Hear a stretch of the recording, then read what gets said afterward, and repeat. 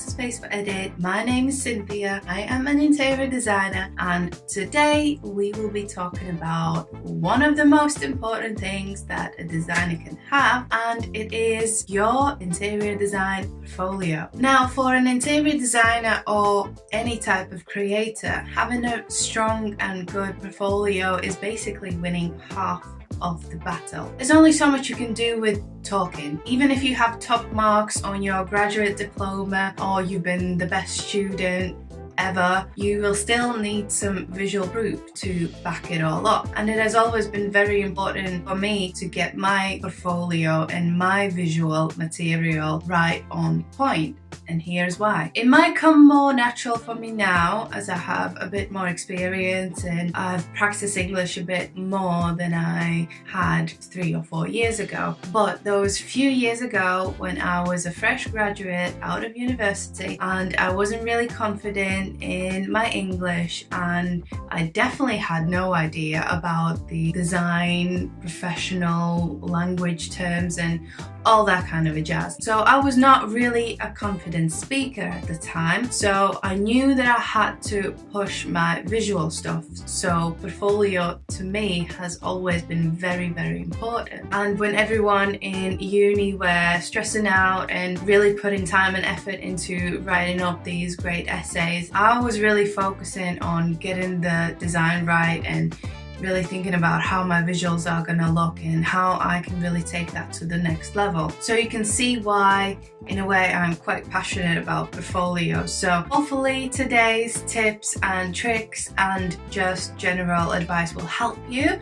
towards creating the best portfolio you have ever had. So first and foremost, you have to think about your portfolio as an extension to your CV. You have to back up your experience and your knowledge. So if you worked for multiple companies before, or you are maybe fresh out the university, you have to show a variety of projects that you worked on and different sides of these projects. This way you'll be able to refer back to your CV and back to your experience as you are going through the portfolio in your meeting. Your future employer wants to see your thought process as much as he wants to see the final bigger picture. Maybe don't get too carried away with all the scribbles and little drawings from your sketchbook, but if you do have really nice sketch work that you've done before, make sure you include that and talk about it and show that side of your skill set, because, you know, like Beyonce said, if you got it, flown it.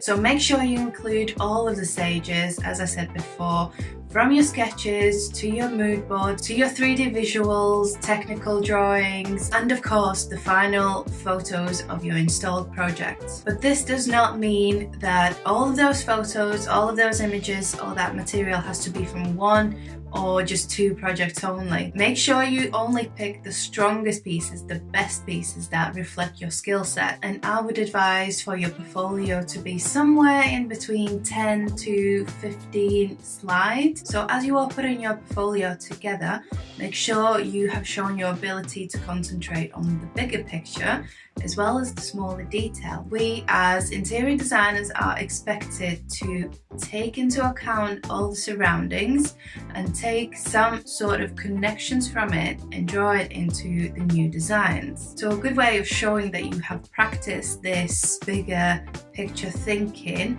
in the past is to maybe add the before photos next to the installed project. Or you can always mention this as you are going through the portfolio. So this is actually a good chance for you to stop scrolling through the slides, slow down and actually have a conversation with the person who's interviewing you.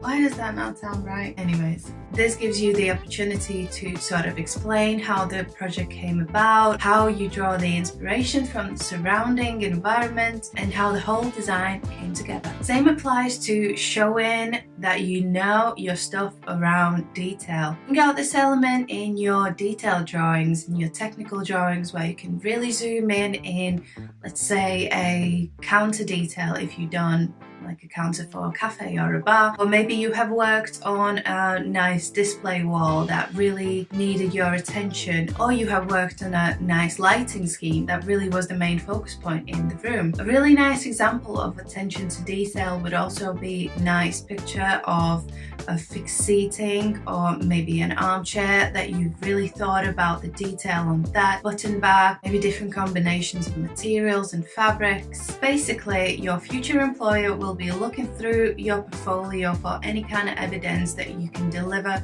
the whole package. And now it's time to see how well prepared you are. What do you know about the employer? What do you know about the role you are applying for? What type of spaces will you be asked to design? There is no point of going in for a residential designer's position and having your commercial design portfolio with you. It will be like Bridget Jones showing up to a cocktail party dressed as a Playboy bunny. It would be awkward and a little bit inappropriate, and you would probably get kicked out of the party. So if you don't want to be in Bridget Jones' shoes, you probably want to look into what the company is about. See if you can find out on their social media how they present their work. This could give you good guidelines for your own portfolio. You can maybe think of similar ways how to present your work to them. It's just a small detail, but trust me, the employer will notice if you have really put thought and effort into it. So once you feel like it's kind of slowly getting there,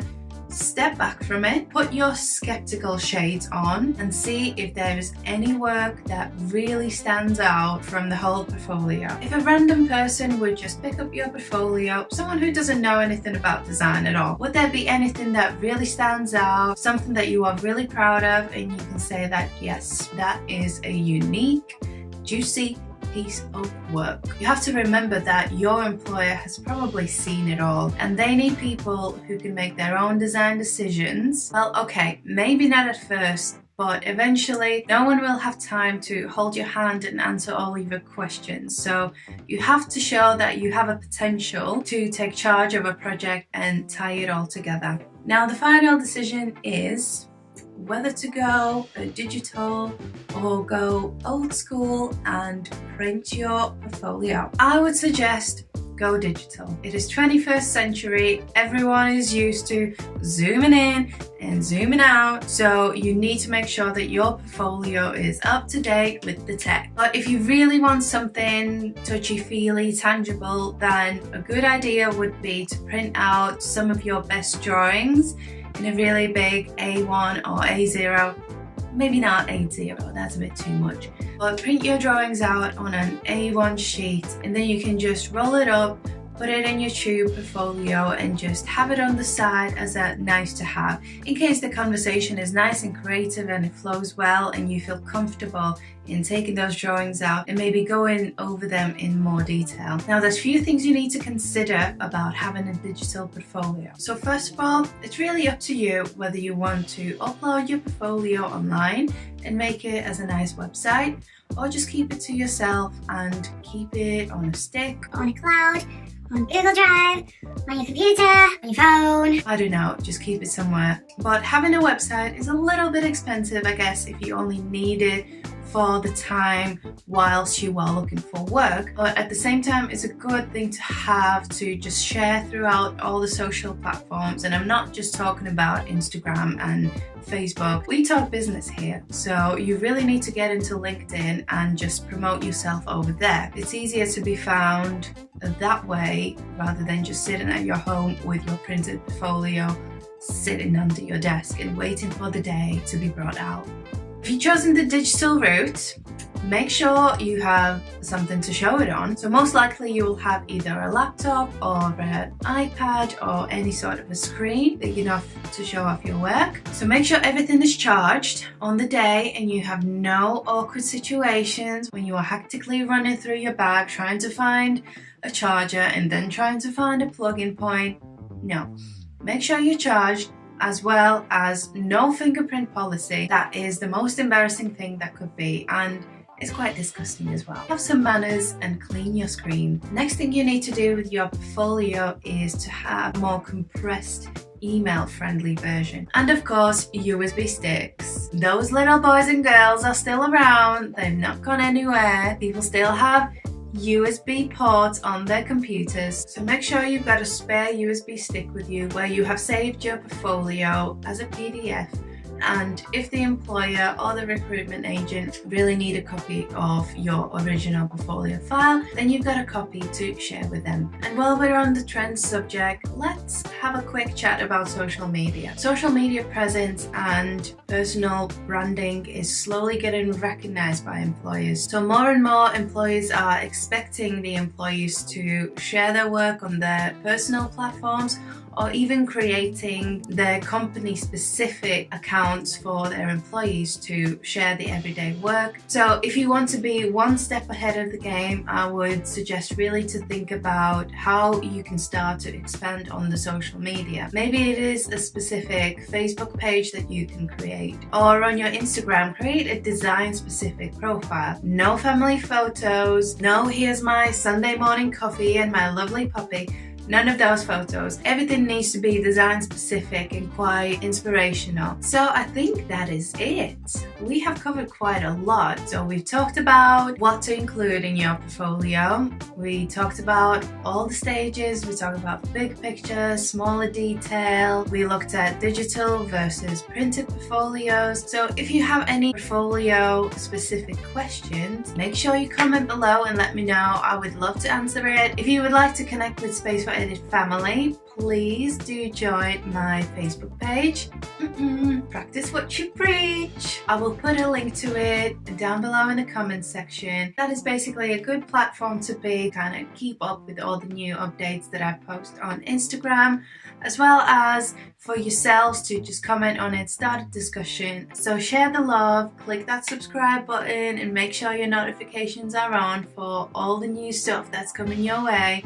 As well as, if you enjoyed this video and you found it useful, please click that thumbs up button. It does mean a lot at this stage, and I really appreciate all of your lovely comments.